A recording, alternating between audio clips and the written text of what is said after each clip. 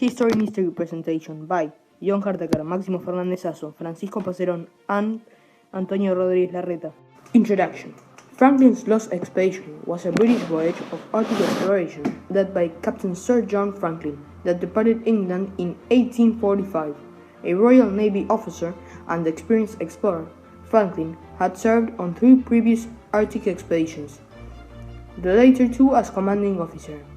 His fourth and last undertaken when he was 59 was meant to traverse the last non-navigated section of the Northwest Passage.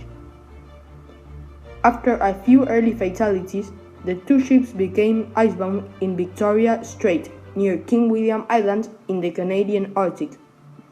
The entire expedition, 129 men including Franklin, was lost. Pressed by Franklin's wife, Jane, Lady Franklin, and others, the Admiralty launched a search for the missing expedition in 1848.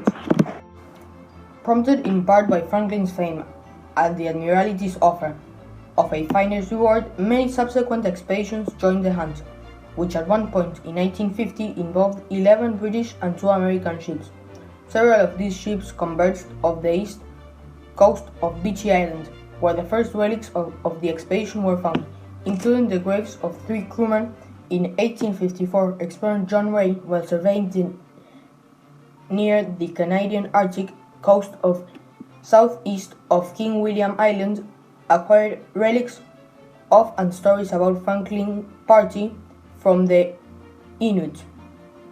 A search led by Francis Leopold McClinton in 1859 discovered a note left on King William Island with detail about the expedition's fate. Searches continued through much of the 19th century. Finally, in 2014, a Canadian search team located the HMS Erebus west of O'Reilly Island, in the eastern portion of Queen-Maud Gulf, in the waters of the Arctic archipelago. Now we will show the sources. What really happened to the 129 men aboard the HMS Terror and HMS Erebus as they attempted to explore the unknown territory of the Northwest Passage?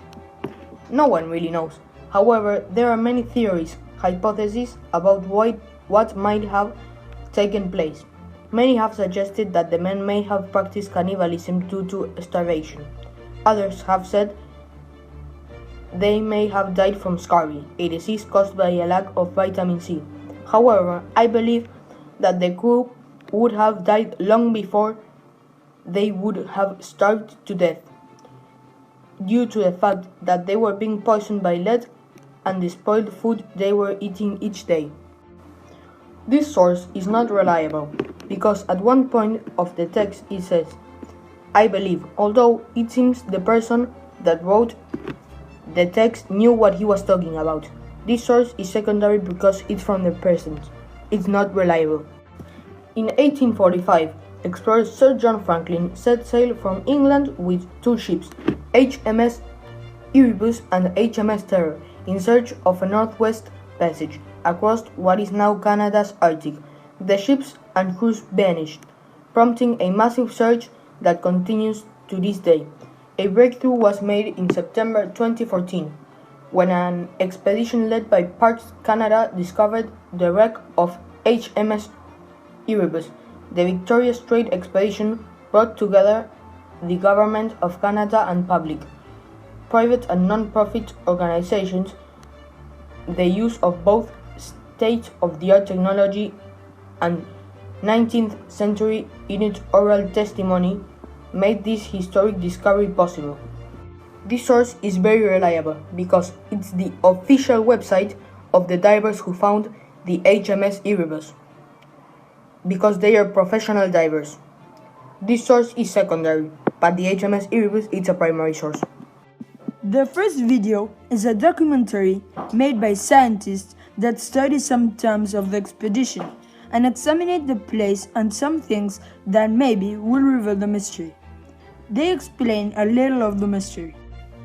The second video is a documentary that tries to explain the mystery by representing it with actors and as if it looked like that time. It is made by it is made by experts, and some experts all around the world were interviewed. It is like a play with a voice or narrator that explains a little bit what maybe it's difficult to explain.